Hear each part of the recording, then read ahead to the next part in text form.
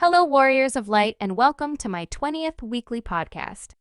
Today, I will be going over part 2 of the 2024 Moogle Treasure Trove event, the 2024 Make It Rain campaign, the Dawn Trail benchmark, the new European Logical Data Center, the letter from the producer event, and briefly over Dawn Trail pre-ordering and the Yokai Watch event. Today is May 15th, 2024. So, part 2 of the 2024 Moogle Treasure Trove event has already started. In part 1, players were able to earn tomestones through ocean fishing, gold saucer gates, fates, triple triad matches, and more. Luckily, part 2 is similar with different awards. The top prize is the Emerald Carbuncle Earring. Some of the rare items I saw on the list for mounts were the ffxiv horn and the Gabriel Alpha identification key. These items will help new players get the ffxiv mount and the Gabriel mount. In addition, the Ultimog challenge is clearing floor 100 in the Palace of the Dead Deep dungeon. This will be a great opportunity for new players to explore Final Fantasy XIV's first deep dungeon and return players to get other items such as farming unique Etherpool weapons or gathering Delmoran potherds to be exchanged with Eonacoder for rare in-game items. This event ends on June 24th. Next, the 2024 Make It Rain campaign has already started. This annual event started in 2016, and players will be able to get increased MGP points and rare in-game items. To participate in this yearly event, players must be at level 15 and complete one of the following main scenario quests: the Gridanian Envoy, the Ul'dahn Envoy, or the Lominsan Envoy. Players will also need access to the Manderville Gold Saucer and visit Quavain to start the quest titled Of Impish Importance. This year's rare in-game items are the Imp Headgear, Imp Suit Gear, the Caxuar Dining Table, and the Senior Sabbatender Chronometer. In addition, MGP rewards from this event have been increased by 50%, and other Gold Saucer prizes may be purchased at a reduced MGP cost from the campaign attendant. This event ends on May 31st. So, I'll go over briefly about the Dawn Trail benchmark and that it will be updated soon. As I had mentioned before, players can download the benchmark from the Lodestone website and test the limits of your computer while getting a preview at the various jobs in action. Warriors of Light will get a sneak peek of the graphical update coming in patch 7.0 and use the highly anticipated female Hrothgar, which is available in the software's character creation tool. Also, this benchmark will allow you to view your current Endwalker character in the test. There are options for choosing dynamic resolutions, LOD on distant objects, and dynamic grass interactions. Players can also loop the benchmark and save results locally. Lastly, you can use the benchmark to share your results on the Final Fantasy XIV Lodestone website, Facebook, and X. So, Yoshi P had mentioned that the development team is resolving issues such as the lack of highlights in the pupils, facial contours appearing flattened, and a lack of gloss or excessive appearance of gloss. So, the development team is updating the Dawn Trail benchmark very soon. Also, there were a number of issues in the data and certain processes, such as an issue with unimplemented high-resolution textures, an issue pertaining to special data processes, an issue with necklines for playable races, and an issue with uncorrected scaling for the mouth. These topics are also being addressed as well. Lastly, Yoshi P has apologized about these concerns and is asking players to wait for the next Dawn Trail benchmark update.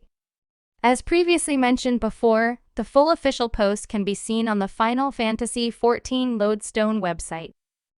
So, moving on to my next topic, a new logical data center, Shadow, will be added to the European Data Center, and 3 new worlds will be added: Innocence, Pixie, and Titania.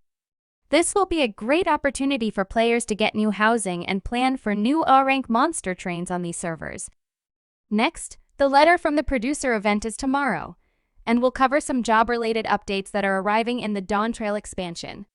Players can watch this event on YouTube, Niconico, and Twitch, and co-streaming is allowed. Lastly, I'll finish up with Dawn Trail pre-ordering and the Yokai Watch event. With Dawn Trail pre-ordering, gamers will receive early access and can receive 2 in-game bonus items: the Wind-Up, Zidane Minion, and Azima's earrings. Azima's earrings increase experience points for characters under level 90, and the Wind-Up Zidane minion is an exclusive rare minion. Like previous minions offered in pre-ordering, this minion won't ever be offered again and has rare abilities for the Lord of the Verminion Gold Saucer game. Also, Dawntrail will be released on July 2nd, but early access starts on June 28th for players that pre-order now. So, for my last topic today, the Yokai Watch event. It's based upon the Yokai Watch role-playing video game and animated series. The video game involves looking for yokai with the Yokai Watch and befriending them via battles. So for our Final Fantasy XIV collaboration event with Yokai Watch, players will be able to join in on the fun and get rare weapons, mounts, and minions including Jibanyan and Whisper mounts. To participate in this event, players will need to visit the Poor Healed Youth at the Steps of Ulda and begin the quest titled A Complete Game Changer.